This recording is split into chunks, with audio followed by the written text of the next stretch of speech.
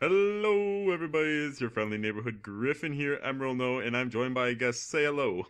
Tarbtano, and I am here to answer questions, and I'm happy to be here. Okay, so we're going to be answering questions from the story you made, Godzilla the Bridge, which honestly is one of my favorite fanfictions I've ever read. Oh, happy to entertain.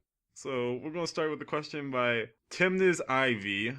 Can you tell me about the characters of Mirror Ghidorah, Mirror Hunters, and Mirror Des Ghidorah? Well, in a nutshell, in the Mirror Universe, the Ghidorahs take the same role that something like, say, the Mothra and the Batra do in the main universe. So, Mirror Ghidorah, think basically Gandalf. He's basically the big good in that world. As for the Mirror Hunters, they're a bit shaken up. Mirror Iris is never part of the Hunters. Megalon is basically Spock. We saw how Mirror Gigan was in the Christmas special. He is completely rambunctious and has none of the professionalism the main version does. And Mirror Monster X actually is Controller 11, not her husband, so Monster X in the Mirror Universe is a girl. And Monster X is the bad personality, whereas Mirror Ghidorah, Kaiser Ghidorah, is the good one. Mirror Des Ghidorah takes a similar role that Mothra Leah does in the main universe. That's actually a cool setup you got right there.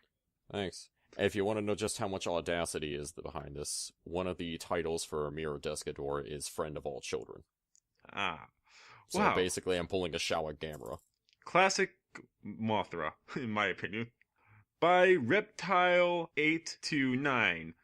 So, now that Ghidorah is dead, is there going to be a new villain for our heroes to face, or is it all just going to lead up to the Barga fight? By the way, is Engie like dead, or is it like Sombra dead? Well, Engine is dead, to an extent. The engine that everyone's been fighting is just a duplication of the original one. The original one is now making a part of Bagan's body. So it is possible to make another one, it just would take a long time. And we're probably just going to see the other two aspects before then, which would be Doragon and Mizu. As for Ghidorah, since that he's out of the way, we will have another villain shuffling into place for the Rainbow Rocks arc. By MC205, Tarbtano, how are you able to write so much in roughly 1 month period between new chapters, especially considering you usually update a side story at some point in between? Each chapter is very impressive, at least to me, that you're able to write 10,000 to 20,000 words a month. Do you have a schedule, or do you just write things when you come to it?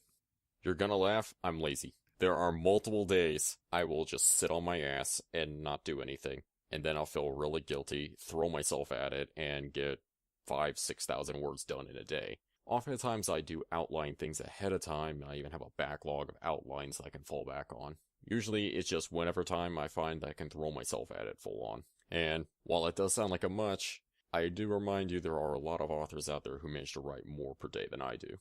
If I'm just throwing myself in to truck along a little bit every day, I'll put in maybe 1,000 to 2,000 words. Okay, now here comes a buttload of anonymous questions. Anonymous said, will any of the Godzilla birds get kissed in the future? Also, will we get more of the Grogar's underlings in the future? We definitely are going to get more Grogar's underlings in the future. Chrysalis is up to something, Sombra's up to something, and T-Rex is still out there. As for a kiss, yes. I'm just not selling which one. Okay. Anonymous said, on a scale of characters, how powerful is Iris? She is a Guardian Beast, so she would be on par with the rest of the Guardian Beasts. That would mean she's on the same level at full power as someone like Raiga or Rodan. In terms of the Guardian Beast, she's a little bit weaker than Anguirus if Anguirus was at full power, but currently she's a bit stronger because he's at halved. And that makes her, in relation to other characters, a bit stronger than base form Godzilla if she's in her pure form. Otherwise, she's a bit weaker. I was going to say something like Mothra, maybe. Actually, Mothra's on about the same level as Godzilla. That explains a few of the fights in the Godzilla movies. Anonymous said, other than Aang and Song, Anguirus and Kisong, and X and Ari, is there any other ships that will become canon? While I'm accepting that there are some more than others, I would like to know if I need to prepare myself to get over my own taste. Okay, minor spoilers. Blade Dancer Zenila is going to be a thing. It's not fully formed just yet, but it's going to be a thing. It kind of ended up as a spur-of-the-moment thing that happened when I was writing the Crystal Empire arc, that faith-wolff noticed they got along really well and they looked great together, so I decided that it actually did work with some tweaking. For me, I felt that was very awkward, considering what she was doing with Zanilla's brother, and now it's Zanilla. Well, to be fair, she had no idea what she was getting into with Junior, whereas with Zen, she does. Okay, next question. What would happen to enchanted weapons from Earth in Equestria, such as the Gaia Balg and vice versa for the Staff of Sacanis on Earth? Would Earth and pony magic end up leading to the weapon becoming useless? Well, Earth magic, or more correctly Terra magic, is always based on mana, which is created by life force. As long as you have life force, you have mana. The problem with Terra is its mana stream has been severely depleted. That's why magic basically went away. Whereas in Equestria, it's all over the place. Now, equestrian magic is based off emotional spectrum, and that sort of power may not even exist on Terra. So, while the equestrian weapons might become inert on Terra, I would imagine the Terran weapons would work just fine in Equestria. That said, Equestria would probably play havoc with a lot of technology. If you were to throw like Mechagodzilla in through the rift, you have no idea what's going to happen. Anonymous said, there isn't a question in the show exactly. Where is Discord during most of the story? He's Discord. He's chaotic. Do you really think he'd have an orderly schedule? He's probably off eating tea. Yeah. Eating the tea, as in like he eats the cup and pours the tea out. To be honest, the best moment there was when Mini destroyed us. Just saying, that was the best moment of all time. Yeah, that Gremlins reference. I love doing that chapter. Anonymous said, does Equestria recognize the Kaiju's physical strength and pony form as being magical a la Earth ponies and alicorns? Or is he a bit of a freak in equestrian terms with his strength not being bestowed via magic? Okay, I think they're talking mostly about Godzilla because he's the one that's shown the most overt physical strength so far. Yeah. And with him, it's because a little bit of their original biology carries on into their equestrian form. This is how they can still use their powers to begin with. Kind of like how they're all the same color. Mm-hmm. And one of Godzilla's innate powers is his body is dense, extremely so, just to hold himself up over all that mass. If he wasn't built tough, he wouldn't be able to stand up. So that carried on into his pony form. It's not really magic, it's just some part of his biology. Magic is radiation, everybody. Well, that's basically what I said earlier. Anonymous said, Orga was initially planned for the bridge as a character as I understand it. What would his personality have been like, and his pony form? Who would his pony forms be? I never really got to the point of finding friends for him. However, I actually had a bit of a tragic monster angle for Orga, where it basically was like he had cancer. His mutation was going completely out of control, and what used to be a genius-level intellect is getting constantly fought back and forth between instincts he's not supposed to have. Like Biolante. Worse. Much worse. Whereas Biolante is more or less stabilized, Orga is constantly changing. In fact, one idea I had was actually to use the concept arts we see from the Godzilla 2000 to show Orga mutating into new forms, with the initial movie form just being the first one. So his concept idea was basically him trying to find a way to stabilize his mutation. Anonymous said, how often do you get annoying power scaling questions? Thankfully, much less than I used to. I'm sorry. There is no clear way to say straight up who wins in what fight because circumstances can vary. Yeah. And it doesn't seem to be people understand that. The great white shark is one of the most voracious predators in the ocean, but if you put it in the African Serengeti, you might as well have a jackal. I was going to make a different comparison, like, say, Goku versus Frieza. Yeah. Or Superman versus somebody made of kryptonite. Superman might be stronger than Goku by some measures, but I'm pretty sure Goku do better than against somebody who's made of kryptonite. Okay, let's not start a fan war here. I'm just saying as a comparison. Okay. Anonymous said, what would you say are the top 3 most powerful beams in the world? MLP and Kaiju beams alike, of course. Both the Godzilla Dynasty Ray, which was the triple spiral fire combined from Junior, Zenila, and Senior, and the Alicorn Ray, Luna, Celestia, and Harmony were able to overpower King Ghidorah's beams. But if we're talking on an individual basis, you have Harmony, Grogar, and Balgain's beams all at the top. They're tied up. You can't tell the difference. Then I'd probably say you have Kaiser Ghidorah and Grand King Ghidorah individually. Then after that, you start getting into more balanced out measures, where you have the Spiral Fire Beam from the Godzilla family, the Buster Cannon from Mothra Leia, and then also the Magic Blast from Celestia or Luna when they're in their most powerful state. Yeah, Celestia scared the crap out of me in that one chapter when she's like, enough. Mm-hmm. Queenie is pissed. And let's just not even act like she's not a queen. She's a queen. Yeah. The only reason I didn't call her queen is I wanted to follow the show. Anonymous said, was there ever any point when some new development from the show made you groan because it had screwed up the whole plot point in the story, and vice versa, developments in the show that confirmed plot points? Well, there actually is something on TV Tropes, which, shout out to the TV Tropes crew, you guys are awesome, called Hilarious in Hindsight, and what that is multiple times I accidentally wrote something into Bridge that ended up happening in the show or in the Godzilla movies. Spoiler alert. Yep. So, like in Chapter 19, I implied Cadence was pregnant. A couple months later, we get Flurry Heart. Another case that I accidentally called it was I had Mothra Leia's form jokingly called a rainbow changeling, and then look what happened. Yeah, some of these where it's like, has any Godzilla stuff caused really stuff that made you groan? I'm just going to insert the whole Shin Godzilla movie over here. Okay, I'm going to commit fandom heresy. I actually like 2014 more than Shin. I know, I loved 2014. Whereas, honestly, I found Shin kind of boring. I understand it had a lot of political stuff behind it, and some of the stuff is just Japanese politics that flies completely over my head. But I found 2014 just more straightforward, which meant I basically couldn't use anything in Shin. I still would like to see Godzilla do that one thing where he jumps in the air and starts flying across the world. Remember from the 80s movies where he jumps in the air and just flies across with the beam? You're in for a surprise. Oh, please. You need to catch up, man.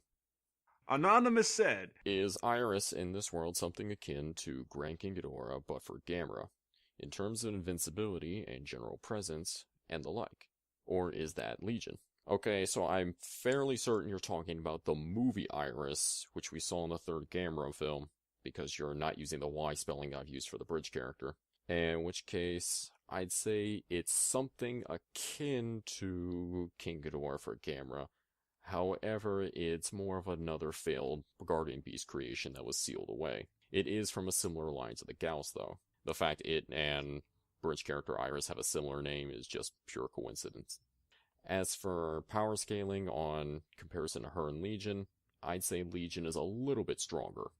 Anonymous said, now that all the prime counterparts of Ghidorah, with the exception of X, are dead, are there any future plans to use the mirror counterparts? That's a bit of a question mark. I have some ideas that I might end up using, however they might save for a sequel or a side story. Ah, okay. So for now I want to concentrate on the cast we got now. So that's for one of those spoilers, we're not answering it.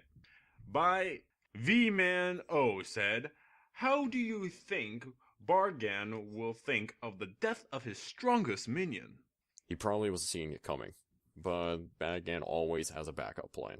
He has backup plans. He has ways to make sure that its plans always have a side effect that will be beneficial to it. In this case, it managed to get rid of somebody it knew was going to be a threat. So it's a setback, but not a huge one.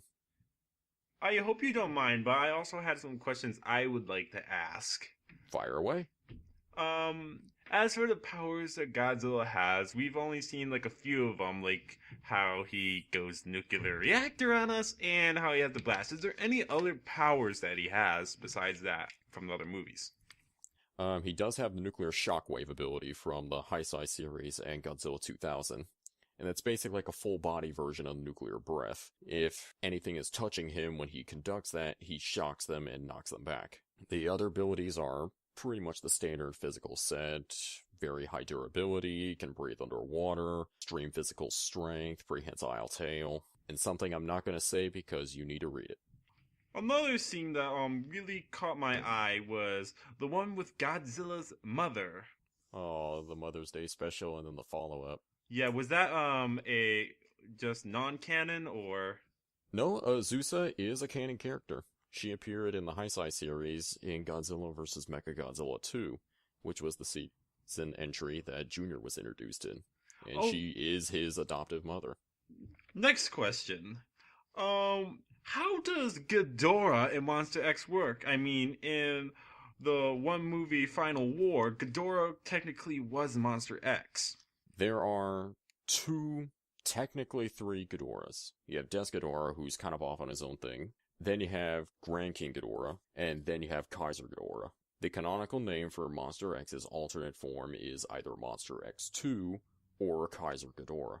Now, how it works is, in the Final Wars movie, they have no relation whatsoever. This was a side effect of me welding the canon together. In this series, Kaiser Ghidorah was derived from Grand King Ghidorah. It's the result of what happened when someone spliced Grand King Ghidorah's essence with an Exilian, that Exilian being who Monster X used to be.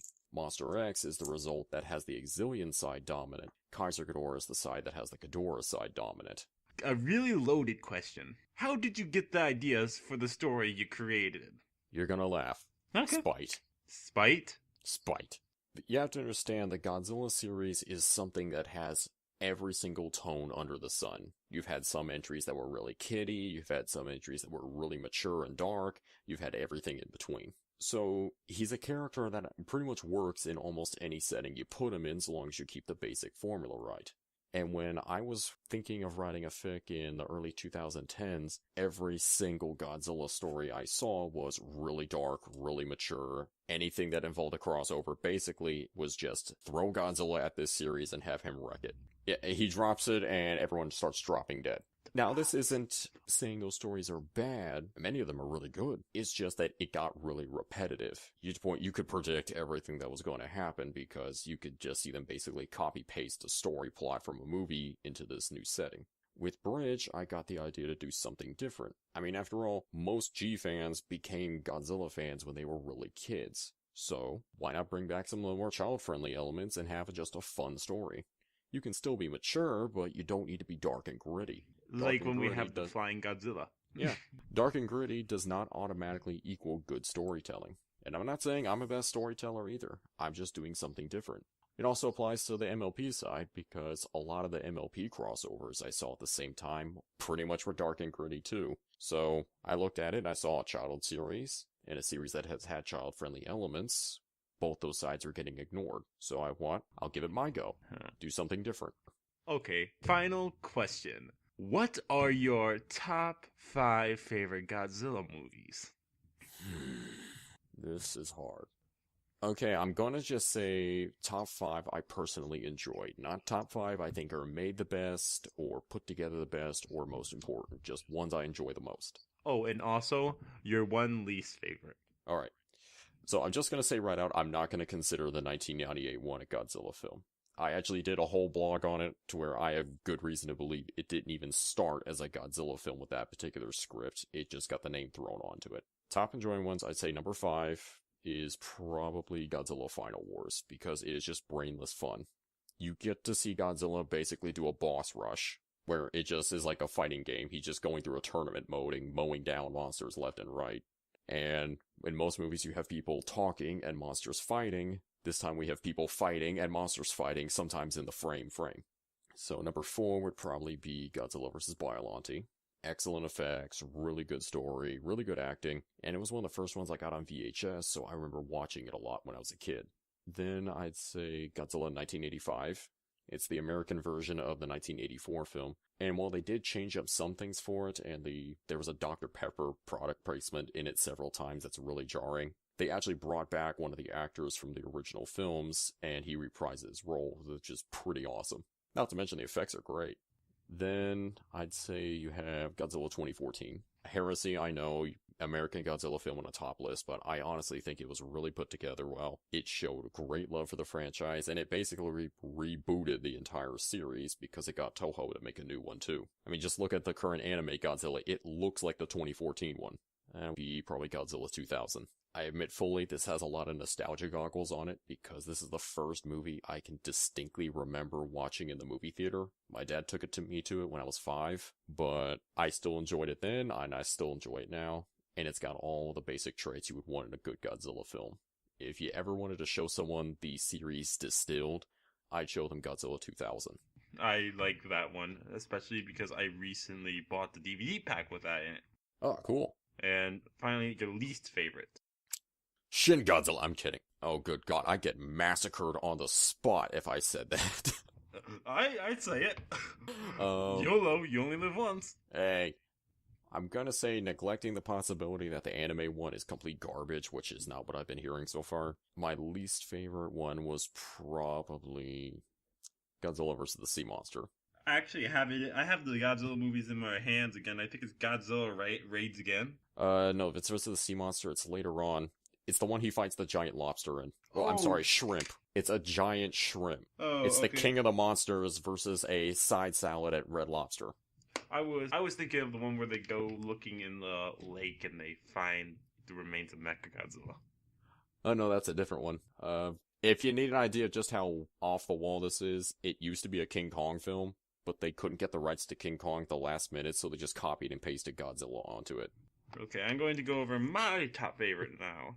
These are not going to go in favorite order, except for my favorites probably gotta be Tokyo SOS. Nice. 4, I would say Godzilla against Mechagodzilla. I just love Kiryu. It has a really good and emotional story to it, and it's something that I really strive in the Godzilla movies. Mm-hmm. I'm going to say Final Wars again because it's funny, and I freaking love that old man. I'm also going to say probably 2014 because, again, it was one of the first ones I watched. And number 1, I'm just going to throw a random out there and say against Megaguards. Megaguards?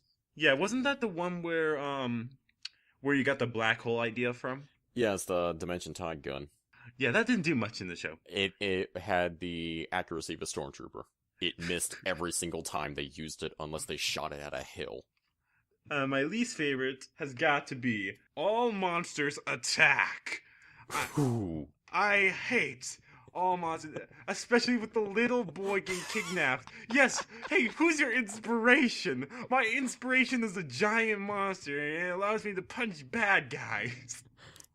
I just see that as a brainless kid movie and just let it slide. That's why I didn't make it number 1. I know, I was like, if I didn't start off with 2014 and then start watching the old ones, I probably would have been okay with it. Is it just me or does Ghidorah sound like a cat stuck in a washing machine? Godzilla says I should learn to fight my own battles, you know. There's a reason I use Junior and not Minya. How much hate am I going to get for saying that I hated that episode? Not much at all. Most people tend to say that one's garbage. It is garbage. You got anything else you would like to point out? Some rapid fire mythology gags. Because I researched the hell out of everything I did, and I really love throwing little nods in there. And sometimes they fly over people's heads, and sometimes they're still there. So, in the timeline, I refer to Anguirus as one of the guardian beasts alongside Varan. This is actually a nod to Godzilla, Mothra, King Ghidorah, All Monsters Attack, aka the longest title ever. I know, right? And the worst thing is when I bought the DVD with all those, only 3 of the DVDs actually had the English dubbed. Oi! Well, the original plan for that actually was to have Anguirus and Varan as the 2 other characters outside of Baragon, not Ghidorah and Mothra. Ghidorah and Mothra got thrown in for better marquee value. That's actually fused with the Heisei Gamera trilogy, and is how I got the idea for the Guardian Beast to begin with. There's also nods to the video games. Gigan's ability to teleport, and Zenila's Surge Crystals are taken from the Atari and Pipeworks games. And another small one that a lot of people tend to not notice is whenever I refer to Megalon's drills, I always refer to them having magnets in them. Megalon's origin was never really clarified in the movie, but we just know something about he was affected by magnetic waves and that he actually emits them from his horn and his drills. That's how he can rotate his drill so fast. How he does that without twisting his arms off, I don't know. Rhino beetle that spits napalm grenades. I think we're pretty much out of logic at this point. As for the MLP side, I referred to Blue Blood as an Archduke because originally Lord Faust wanted to make him Duke Blue Blood, not Prince, and an Archduke is an equivalent title to a non-ruling prince. Okay, there we go, everyone. I finally talked to the author of this story, and soon we will get back to working on our story. Again, it took quite a while to make the first chapter, so it might be the same for the second. And it was really nice talking to you. Hey, it was great talking to you too, and no rush on anything. Talent takes time. So, hope you guys enjoy this. If you have any questions, please leave it in the comments below. This is your friendly neighborhood Griffin. Have a great day. And troll well. I always do.